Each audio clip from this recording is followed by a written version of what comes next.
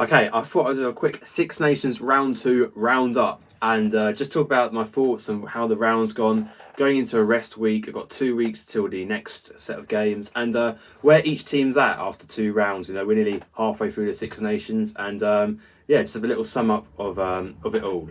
So I thought about starting chronologically through the games, and I thought let's start with the victors. Let's start with Italy getting a win at home in Rome. Oh, it rhymes. And oh god, that's sad. Anyway, playing against Wales and getting the win over Wales, and just want to talk about how they've done because I think people kind of. It was a difficult game to watch, and a lot of people are really having not a lot really having a go, but they're saying go for the corner more, go for the corner more, and I understand that. And I think a lot of that is honestly fantasy rugby backed, and just wanted to see an entertaining game. But let's take away all our fans' feelings away from this about what we want to see from Italy, and let's just get to the raw facts of it. They won. They won the game. And I think I might be wrong, but it's the first game in the whole Six Nations in 20 years, 25 years they've been here. They were favourites for a game going into it, and they got it done. So I think that alone just has to be applauded. We have to remember where Italy were even 3-4 years ago. People were saying replace them for Georgia. They're not good. They've had 20 years. They're not good enough or whatever. And now they're taking for Wales. But seriously, they've come into the game as favourites. They got it done, and what's brilliant about Italy is they just played a smart game. And like you could think about 5 to 10 years ago, they were just doing dumb things, really dumb things in rugby games. And now they were really smart, just kicking for the post, which I know it's not the most exciting, but it won them the game. It won them the game. And yeah, the tactical kicking battles, the high balls they're sending up, it was not a pretty tactics, and they're not Italian tactics usually. Usually they're quite good with the ball in the hands. But they won the game and it was effective. So I think we have to give some praise for this because, even 2 years ago, they went the whole Six Nations without winning a game. And now they won that fairly comfortably. Wales having a sort of purple patch in the last 10-15 minutes. But really, it was pretty comfortable for Italy. So, yeah, a good win for them at home in front of home fans, which is really nice to see. A big crowd there despite the rain. And obviously, Italy is still not a massive, massive rugby country. So to get I don't know the official stats. Give me a second.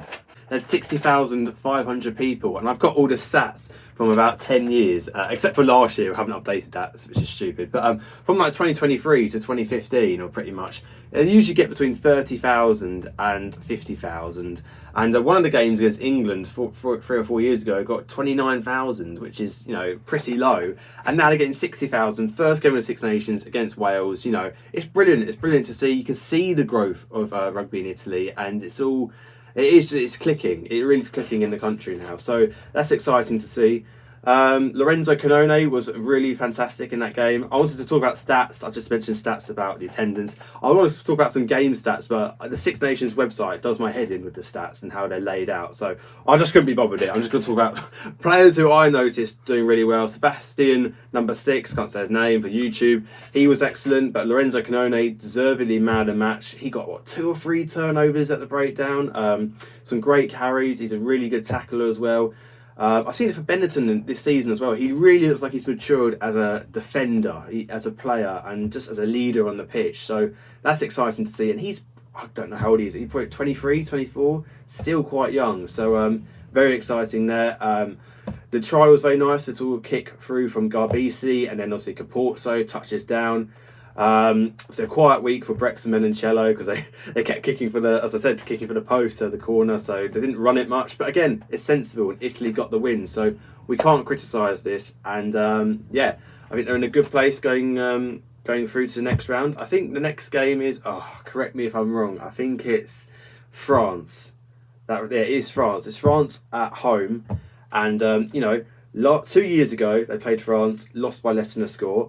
Last year they drew, hit the post in the final seconds. So the results say they're going to beat France in 2 weeks' time. But no, it's exciting times. I think from what I can tell, and I'd assume so kind of culturally, France is Italy's biggest game. I think they see it as. So yeah, that's going to be an exciting watch. Hopefully close to 70,000 people at the Stadio Olimpico, nearly get it full.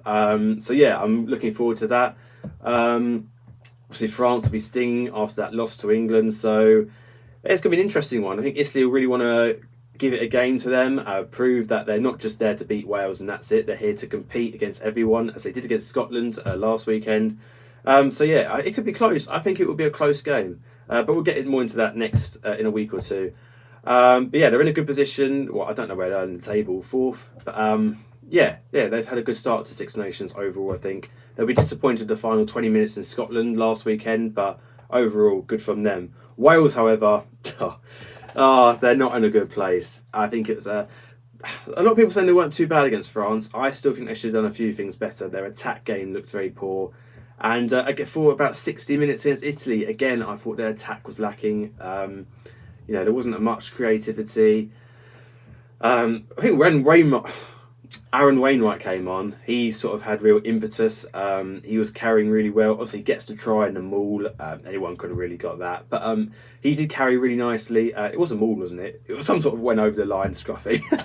I might have made a mistake there. But anyway, no, I thought Wainwright had a good impact. Why is Tommy Raphael not being played? What is that all about? He was their best player last Six Nations. And I know Jack Morgan's back and you've got similar player profiles, but I'd love to see Tommy Raphael get a game time off like as a starter, not just injury recover like last weekend. Faletau was back, Slupe Faletau, British Irish Lions legend, Welsh legend, brilliant player. He didn't stand out this game. It's his first game back at international level, probably since the World Cup, so I'll let him off. But yeah, he didn't stand out too much. We saw obviously Ben Thomas alongside Eddie James. That partnership was okay. Nick Tompkins had a decent game at 13. Again, they weren't too tested by that Italian attack. As I was saying, there's also the kick game and penalties a lot. But they weren't too bad, to be fair. Tom Rogers had another decent game. Josh Adams fumbled a couple in the corner, didn't he? The first one was quite hard, but the second one, that's almost a guaranteed try. You're thinking, is like, oh, Josh, come on.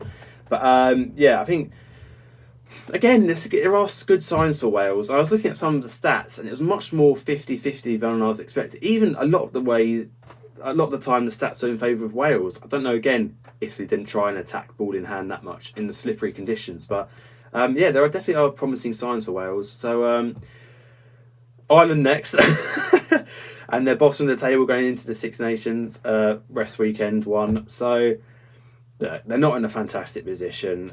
They're going to just have to regroup and really try their best against Ireland. Of course, it's a simple thing to say.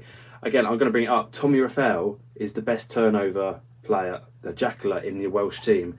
You need to slow down his Irish ball. They like quick ball with Gibson Park. They have a lot of possession quite often. So I think Tommy Raphael should start in this game, and it would be a massive mistake from Gatland if he doesn't start Raphael. Hopefully Dafydd Jenkins is back because I think he was a big miss. He's a great tackler. Freddie Thomas was good, but Dafydd Jenkins gets through a lot of work. And Liam Williams should hopefully be back for the next game. They kind of need probably a high ball specialist because they struggled against Italy under the high balls, and Ireland will put up a few contestables. I don't know why they can't call in Cam Winnett back, Max Llewellyn, but there we go. I'll get into that in another Welsh video, I think, in the next week or two. But yeah, that's Wales there. And let's go into the next game, England, France. Oh, I've got my badge there. There we go, England. Yeah, fantastic win for England. We really needed that as a rugby country. Yeah, and I think a lot of people getting behind the team as well in sort of social media comment sections and stuff. So that was really nice to see. Borthwick's magically forgiven by all those fans who wanted him out.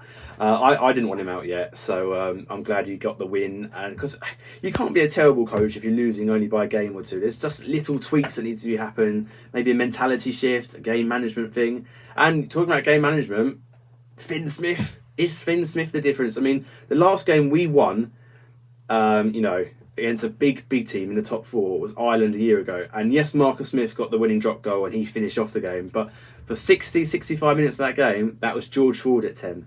So Marcus Smith hasn't actually won a game at 10 since the New Zealand tests all the way to obviously that one Japan game. And he wasn't at 10 for this one. So it's an interesting debate. Finn Smith was brilliant, especially in the second half. His sort of, as I say, game management, his passing game, which if you're a Northampton Saints watcher, or just a watcher of the Premiership and watch Northampton Saints, you will know Finn Smith has a fantastic passing game. Probably, I think you could argue, the best passing game at getting other backs involved into the game and putting them through nice lines, possibly already the best 10 in the world at it. That is a controversial thing to say.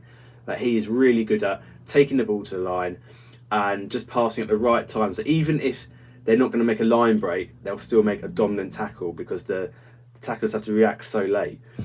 So he played really well. A couple of kicks though in the game were a bit short from shall we say, from Finn Smith. He needs to kick it a bit further sometimes. He tried a crossfield one once about 10 minutes to go, and it did not go as far as it should have, and kind of helped the French. But overall though, stepped up on the tee. Needs to take a quicker run up as well. I'm just criticising our man of the match here, but I was not comfortable for those two near charge downs.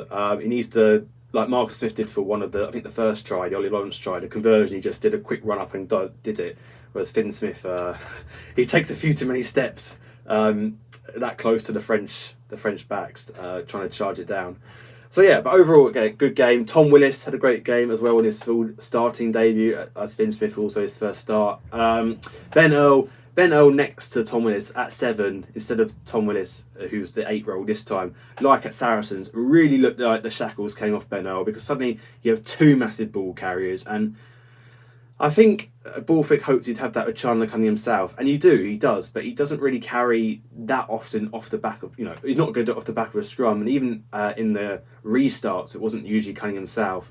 Whereas when you've got Tom Willis and Ben Earl, they're both excellent ball carriers who will do it off the scrum and the restart. So I thought that was an interesting difference. Ben Earl sort of being, didn't have a target on his back so much, we say, at 7. Tom Curry though, I said it if you follow my TikToks. He should probably be in the Lions starting 15, and fucking hell, he has proved it in the first 2 games of Six Nations. He was fantastic again in this game. It's just crazy the impact he's had. The way he can raise his game for test matches is incredible. He was brilliant. It looks like his ball carrying has really improved this in the last year or 2 as well. But wow, he's really refound his 2019 jackling form. Another 2 or 3 key turnovers again for him.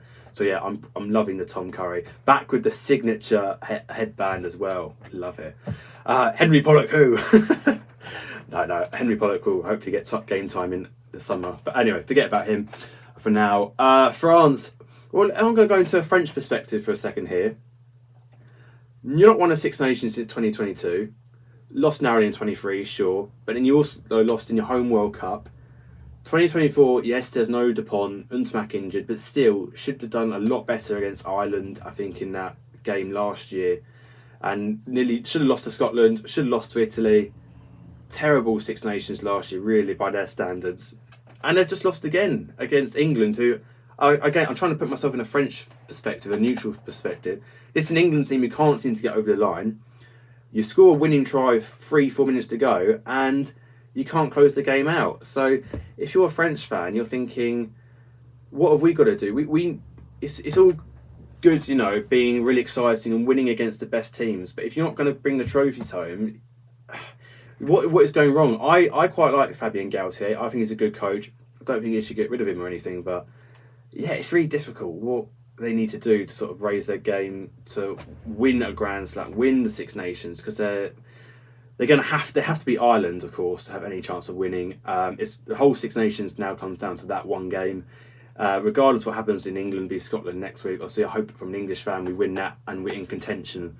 But really, if France beat Ireland, they could still easily win the Six Nations. So yeah, it's an interesting one that they have slightly bottled it against England at Twickenham. But again, I'll also say, take it back to be fair to the French, this is the biggest game because it's their biggest rival away from home. So it's a test match. At the end of the day, England do show up most of the time against France. They're fantastic matches. So it's really difficult. It's all about perspective. I think France have really got to show what they're about in this Irish game. Obviously, they've got a game against Italy to beat. That's not going to be easy, as I saying earlier. But they have to beat Ireland in whatever, round 4. I don't know how many weeks that is. 3, 4? 4 weeks till round 4. Oh, Jesus, these rest weeks. Anyway, let's move on to the next game. Ireland v Scotland. We'll start the winner again, Ireland. Again, I was saying in the other review, didn't really look like got out of second gear. But I think that's really a credit to how good their team is. And Obviously, they had a fantastic performance last weekend against England, where they looked top notch, sort of bouncing back from their poorer performances in the autumn. So yeah, I think 2 games in, top of the table. What more is there you want? James Lowe is playing incredibly. Gibson Park was fantastic. Should have been man of the match, I thought. Prendergast settling well against Scotland. Ty Byrne, what a player he is. Van der Fleer and Doris, going by the stats, got a lot of tackles. They did very well. So yeah, it's pretty good for Ireland. Only a couple of things was the line out seemed to go wrong again for them. It went quite well against England, but I thought that was more England not challenging them. But against Scotland, it went quite well. No, they didn't go well. Sorry, it went poorly, and so that's definitely an area they need to focus on a little bit. I don't know if that's something to do with Joe McCarthy out, but yeah. And then we'll talk about Scotland as well, because I was looking at the stats for this game as well, and a lot of the stats actually favour Scotland in a way, although very 50-50. Like possession was more Scotland. I think metres carried or something, and I don't know, tackles, breaks, not line breaks, but tackle breaks. So yeah, I think Scotland, I don't know where it's quite gone wrong. Maybe they're just not clinical. Ireland, every single time they seem to get in the 22, they were pretty much scoring. Yeah, I don't know. Hopefully, this is a good thing about a rest week. We got a 2-week gap, so it should mean Finn Russell is back for this England game. 2 weeks should give him, I think it's 10 days for an HIA, so obviously that's going to be 13 days, whatever, to the England game. He should be back. If Darcy Graham is okay, I've heard he's been let out of hospital and stuff, so thank God he's okay. So hopefully he'll be back for the England game, because obviously Kyle Staines injured, so you want to see Darcy Graham and Doohan go up against England and probably fucking score a hat-trick each, knowing them. Oh dear. Yeah, it's obviously Scotland's World Cup final in 2 weeks. But no, it's a big game for Scotland, and Gregor Townsend has to beat England here, because not forget about the England-Scotland thing. They need to get a win and try and really show they're still in this contention for this Six Nations. Because again, forget about England. If Scotland win the next game and France do beat Ireland, Scotland are still in this Six Nations. I mean, they're going to have to beat France on the last weekend, which is going to be very difficult, but they are still in the Six Nations if they beat England. So massive game for them, away from home at Twickenham. They've had some luck in the last few years, so can they do it again? I think ball free. So Gregor Townsend's going to have to play on that and tell him, you are a quality team, you've been here and done this, beaten this English team, and yeah, hopefully, not hopefully, but if you're a Scottish fan, hopefully they can get up. Yeah, do you start Tom Jordan and McDowell at 12? I'll probably stick with Tom Jordan, and I think Finn Russell should play. I think seeing some people saying they played better once Jordan came on. They played well, but no, come on. I like Finn Russell. Finn Russell's a world-class 10. Kinghorn had a pretty good game as well, fought against Ireland. So yeah, the forwards though, I was actually looking at the tackles, and Rory Darge, ton of tackles, a few dominant tackles. He played really well. But after that, if you look at the Irish top tackles, like Caelan Doris, Van der Fleer, Beelum, Porter, and there was someone else as well. And it was 5 forwards, all getting through work. I think it was Ty Byrne as well. And then you look at the Scottish, and they're all getting above 10 tackles, probably between 19 and 13, I think it was, on the Six Nations stats website. Was for Scotland, it was just Rory Darge, 19 tackles, and then next was single figures and a couple of backs as well, which to me tells me that the Scottish forwards aren't getting through enough work. But Fagerson, who was the other backline person? Oh, sorry. Was it Dempsey? I can't remember. I'm sorry, I can't remember off the top of my head. Gilchrist, Johnny Gray, they're not getting through enough tackles. They need to get through more tackles. There's more... Maybe they need more dominant tackles, and their defence isn't getting up in the face and making enough tackles on the Irish team. So that's just what I'm thinking, looking at those stats. But yeah, it's just my opinion. So here we have it, the Six Nations table, and as you'll see, Ireland are at the top with 10 points, looking very impressive there. 2 4-try bonus point victories against the English and Scottish. France hang on in second, they're there on points difference, 6 points, and England also on 6 points with a 4-try bonus point over the French. And what is massive is that, yes, France got a losing bonus point, you can accept that, but England managed to hold them to 3 tries. So now they are level on points, level on 6 points, England and France, which could be massive. That could be massive. If France do, England need France to beat Ireland, but pretty much not score 4 points. And if England can get 5 points, at least over Scotland, but definitely Wales and Ireland, that will give England a huge chance of winning the tournament. So yeah, definitely France missed a chance to get that 4-try bonus point. Obviously, they dropped about 3 tries out there in the first half. And there's that BLB array one to Malvaca in the second. Oh, Jesus, how do they not win? How do they not win that game?